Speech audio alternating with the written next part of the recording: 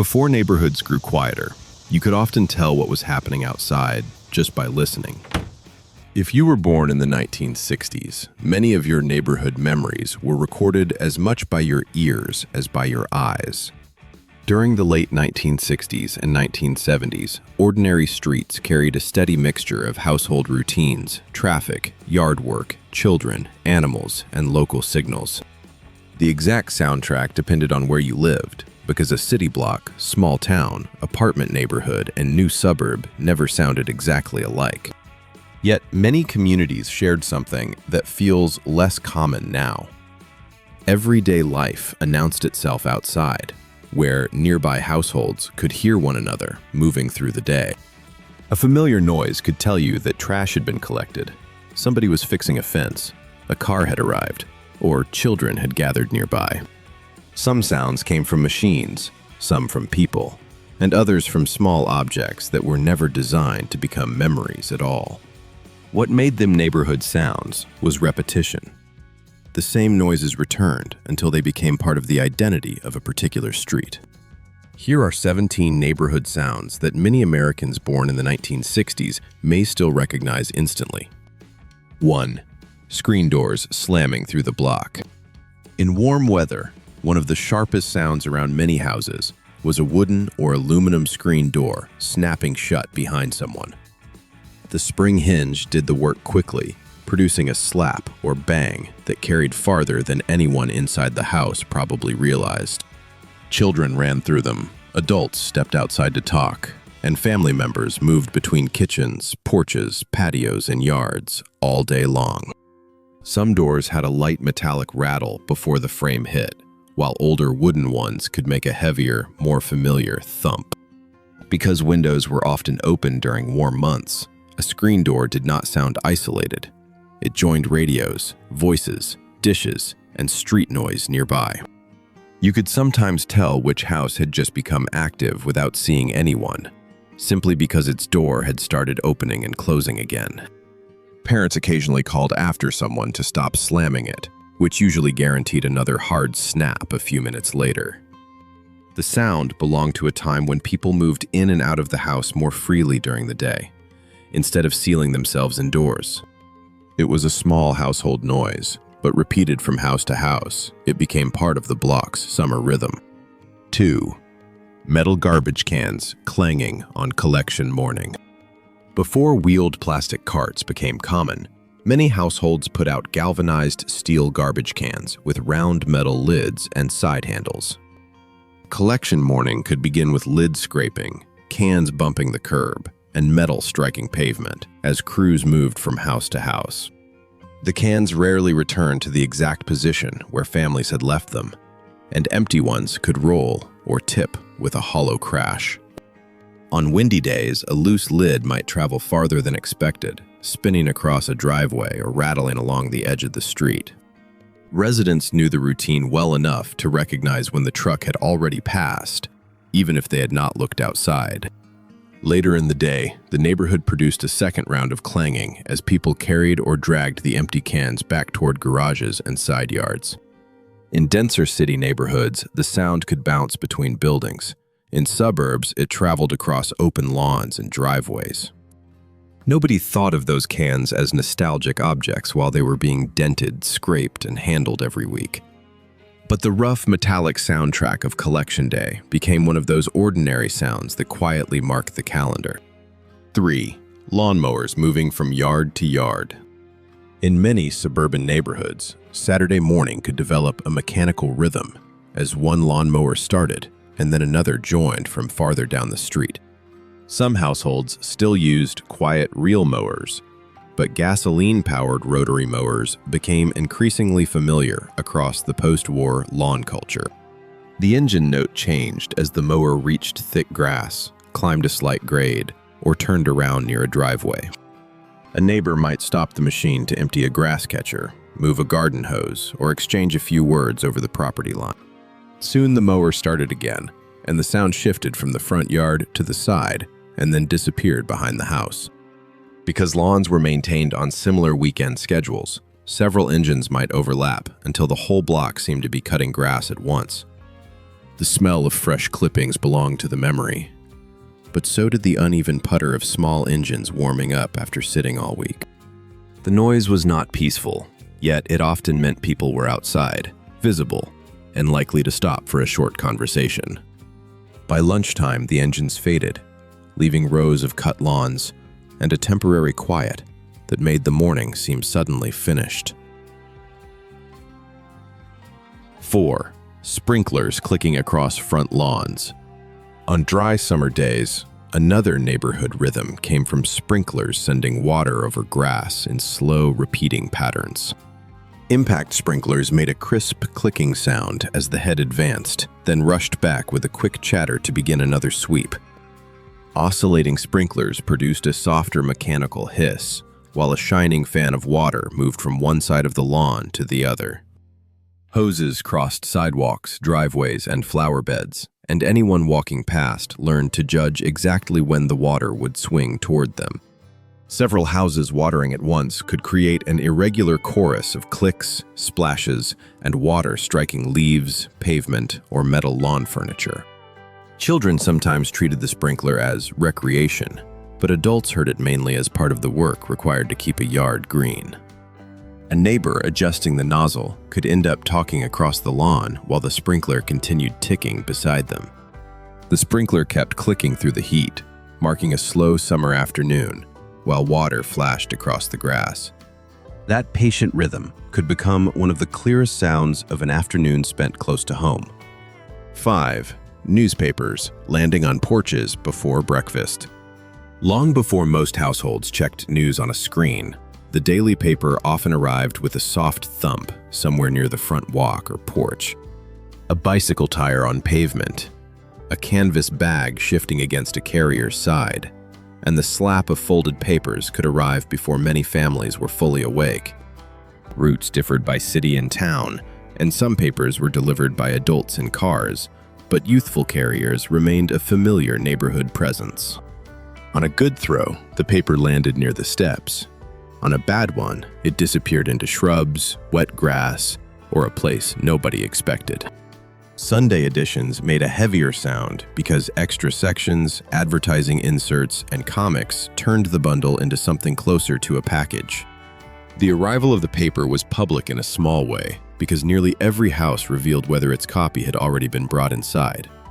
A paper still lying near the walk late in the day could even signal that a household was away or simply running behind. The routine connected the neighborhood to a larger city, while also creating one of the first small movements on the street each morning.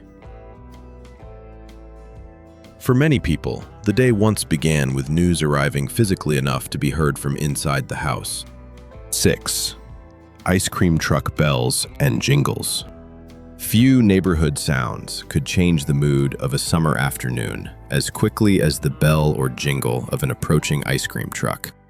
Good Humor had used bells on its vehicles for decades, while competitors developed musical signals that could be heard long before the truck appeared. By the 1960s and 1970s, the sound itself was enough to send children toward doors, pockets, kitchen counters, and parents asking for change. Adults recognized it too, because the truck moved slowly enough to bring several nearby households outside at the same time. The melody grew louder, paused near a cluster of customers, then faded as the truck continued toward the next block.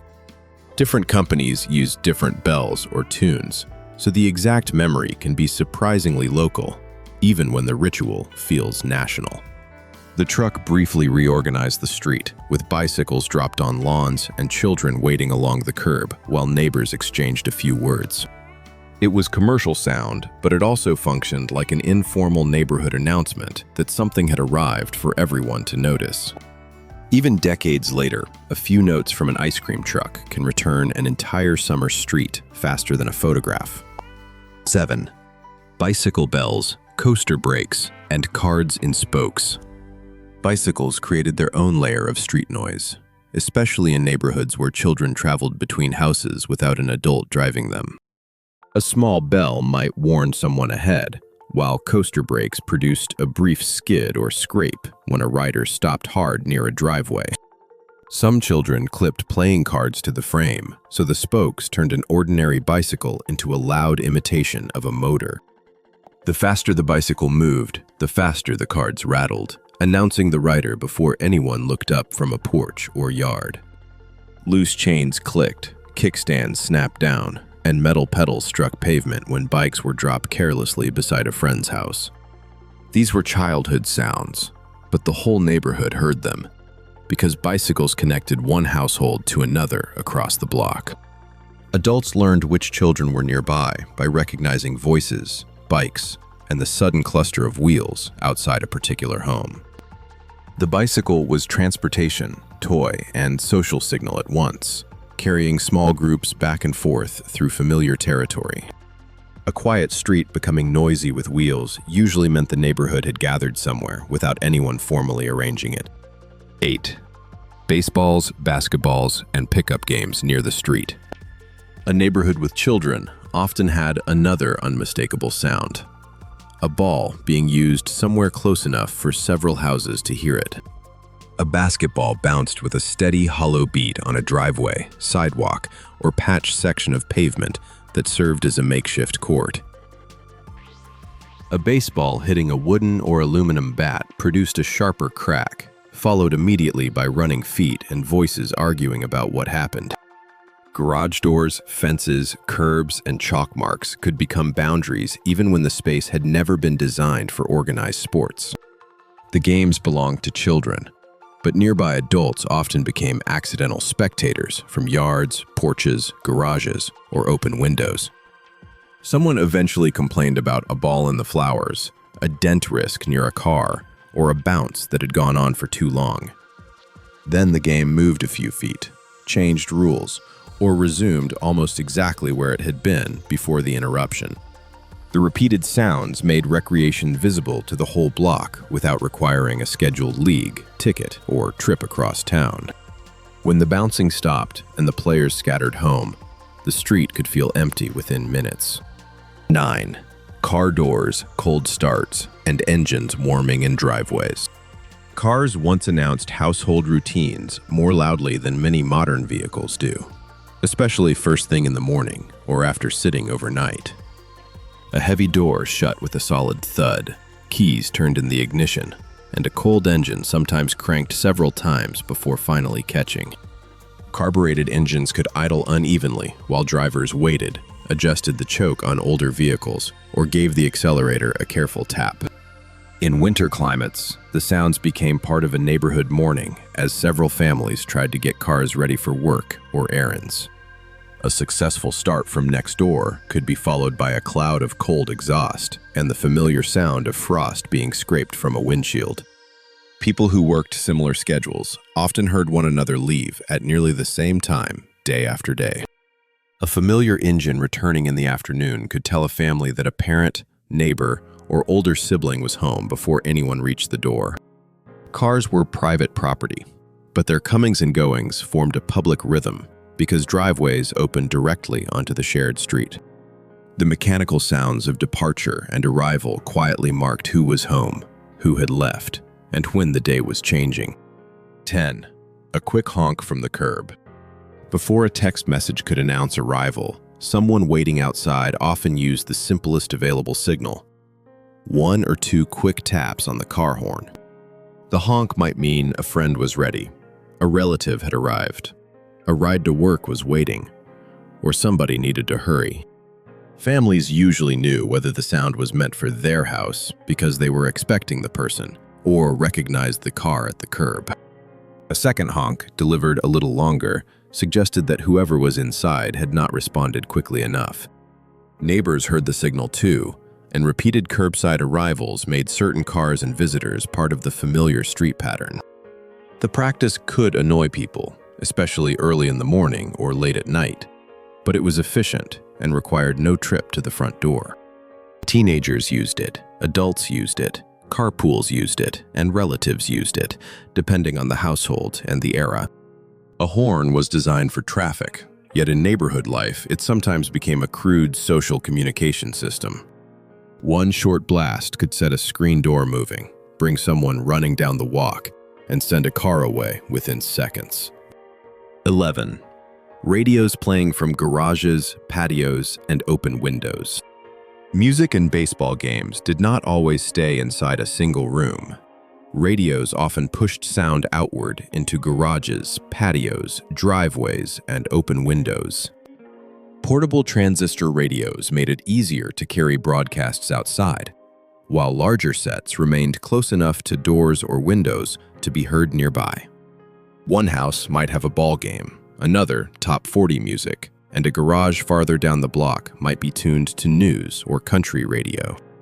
The result was rarely a perfect soundtrack, because stations faded into one another as you walked from one property to the next.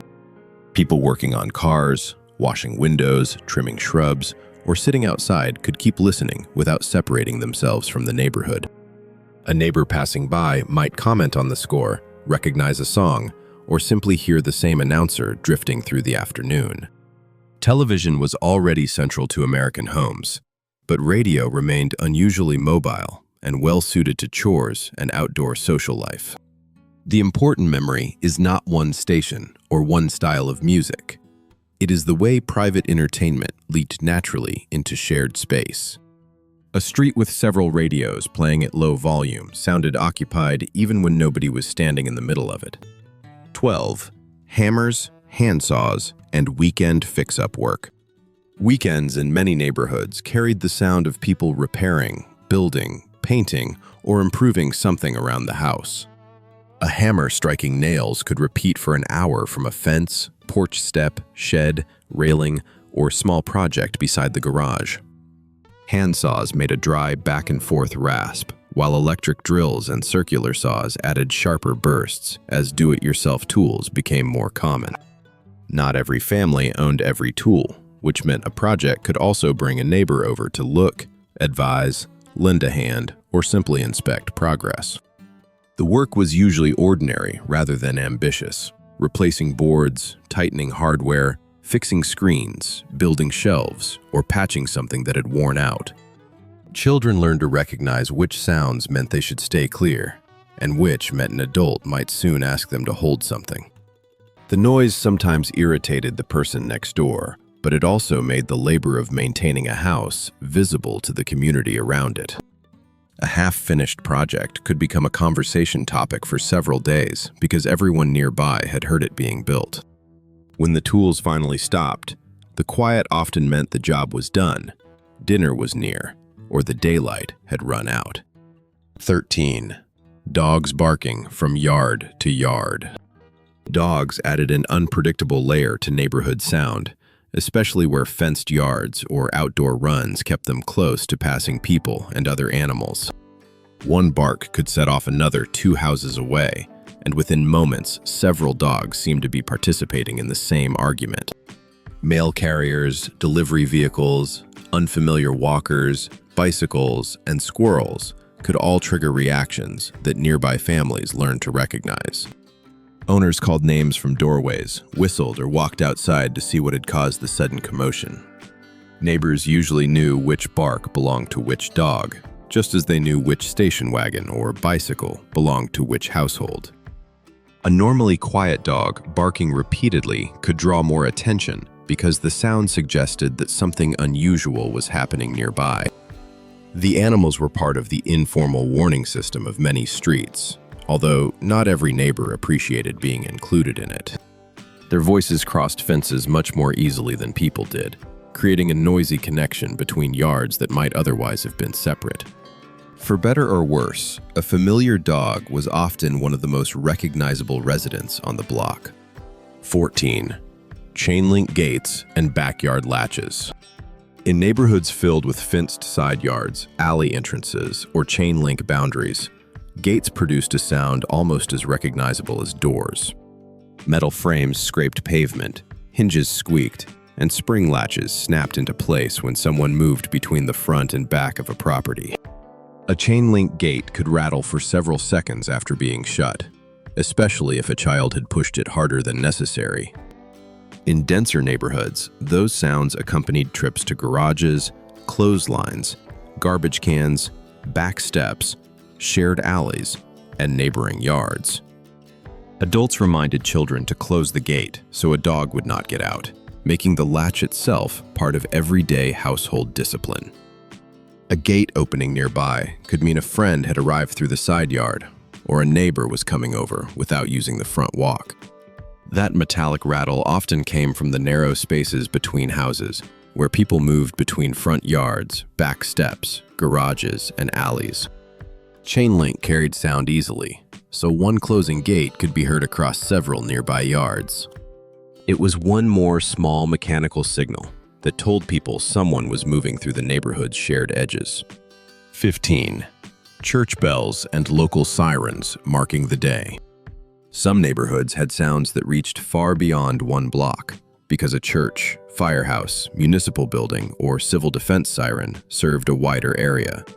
Church bells could mark worship times, weddings, funerals, or simply a familiar hour, especially in older towns and established city neighborhoods. Volunteer fire sirens remained important in many smaller communities, where the sudden rising sound could be heard across residential streets. In some places, noon whistles or scheduled siren tests created another local time signal that residents barely noticed until they moved away. When a bell or siren carried over the rooftops, people across the area heard the same signal at the same moment. Unlike a radio or lawnmower, the signal did not belong to a household. It belonged to an institution the entire area recognized. People sometimes paused briefly to identify what they were hearing, especially if a fire siren sounded at an unusual hour. The same bell or siren could become part of a person's mental map, tying sound to a church steeple, firehouse, town center, or nearby hill. Years later, remembering the neighborhood can mean remembering what could be heard from beyond the houses themselves. 16. Train whistles beyond the houses. For neighborhoods built near rail lines, a distant locomotive horn or whistle could be one of the most dependable sounds in the day. The train might never pass directly through the residential street, yet its approach was announced well before the cars were visible at a crossing. At night, the sound seemed to travel farther, reaching bedrooms, porches, and open windows long after most nearby traffic had faded. Crossing bells added another pattern for families living close enough to hear them, followed by the low rumble of freight or passenger cars. Residents learned the schedule without trying, recognizing which trains were ordinary and which movement sounded unusual for that time. The rail line also divided local geography, shaping routes to stores, workplaces, friends, and other parts of the community. The railroad's presence became woven into neighborhood memory, linking nearby homes to stations, freight yards, and places far beyond town. A child might count cars at a crossing, while an adult measured the delay, yet both heard the same signal moving through the area. The fading horn connected a small neighborhood to a much larger world, while remaining part of the background of everyday life. 17. Neighbors calling across yards at dusk. The most human neighborhood sound was often the simplest one. People using their own voices to reach someone who was already nearby. A neighbor called over a fence, an adult spoke from a driveway, or someone on a back step asked a question without walking inside first. Names traveled surprisingly far in the evening air, especially after lawnmowers, traffic, and daytime work had begun to settle down. Parents called family members, neighbors asked about borrowed items or weekend plans, and short conversations stretched across property lines. The details changed with region, housing style, and family custom, but the important part was physical closeness. The other person was within shouting distance. Nobody needed to arrange a call for every small exchange, because people could often see or hear one another outside. Sometimes the answer came from an open window, sometimes from behind a garage, and sometimes from farther away than expected. As darkness arrived, voices mixed with insects, distant televisions, closing doors, and the last cars returning to the street. That evening layer of conversation may be the sound that best explains why older neighborhoods can feel so vivid in memory. None of these sounds belonged to every American community, and the soundtrack of a Bronx block was never identical to a street in Iowa or California. But taken together, they reveal how much ordinary neighborhood activity once happened close enough for other households to hear. Metal cans, screen doors, sprinklers, radios, engines, bicycles, tools, dogs, and voices constantly announced that somebody nearby was doing something. The sounds did more than create noise. They gave residents small clues about the routines unfolding around them. You knew collection day had started. Someone had arrived at the curb, a project was underway, or a group had gathered without seeing the whole scene. That kind of awareness did not make every neighbor close, and it did not make the past simpler or better for everyone. It simply meant that everyday life was often less acoustically private than it is in many neighborhoods today. A sound heard hundreds of times without importance can become strangely powerful after it disappears from daily life. That may be why one screen door, one distant train horn, or one old ice cream jingle can suddenly bring back an entire street. If you remember a neighborhood sound that belongs on this list, chances are someone who lived near you remembers hearing it too.